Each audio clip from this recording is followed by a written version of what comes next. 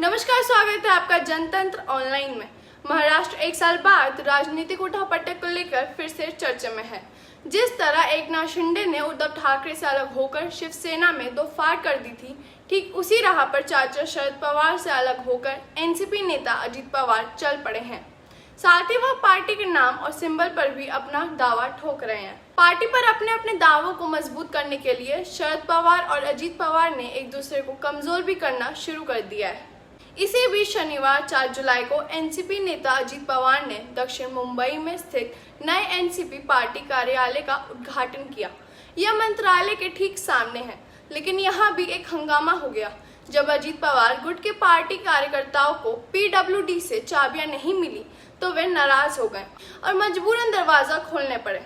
बता दें कि 2 जुलाई रविवार को अजित पवार ने एनसीपी के 18 विधायकों को साथ लेकर पाला बदल लिया और शिंदे बीजेपी सरकार में उनके 9 मंत्री शामिल भी हो गए। इसी दिन अजित पवार ने शिंदे सरकार में डिप्टी सीएम पद की शपथ लेकर शरद पवार को पहला झटका दिया था। उन्होंने शरद पवार के खिलाफ राजभवन में अपनी लड़ाई जीत ली। इसके बाद उन्होंने खुद को असली एनसीपी बताकर पार्टी के नाम और सिंबल पर दावा कर दिया है। फिलहाल चुनाव आयोग इस मामले में फैसला करेगा, यानी अजित पवार की शरद पवार से दूसरी लड़ाई चुनाव आयोग में होगी। पार्टी का चुनाव चिन्ह तिरंगे पर अलार्म घड़ी है। वहीं एनसीपी ने अजित पवार और एकनाथ शिंदे के नेतृत्व वाली सरकार में शपथ लेने वाले 8 बागी विधायकों के खिलाफ अयोग्यता की याचिका दायर कर दी है। शरद पवार ने यह याचिका महाराष्ट्र के स्पीकर राहुल नार्वेकर को भी भेज दी है। अब 10वीं अनुसूची के तहत एक न्यायाधिकरण के रूप में कार्य करते हुए स्पीकर उचित अवधि में अयोग्यता याचिकाओं पर निर्णय लेने के लिए बाध्य है।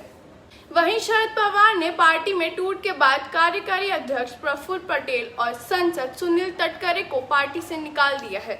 इसके अलावा अजित पवार के शपथ ग्रहण समारोह में शामिल हुए क्षेत्रीय महासचिव शिवाजी राव गर्जे, अकोला शहर जिला अध्यक्ष विजय देशमुख और मुंबई डिवीजन के कार्यकारी अध्यक्ष नरेंद्र राणा को भी पार्टी से बाहर कर दिया है।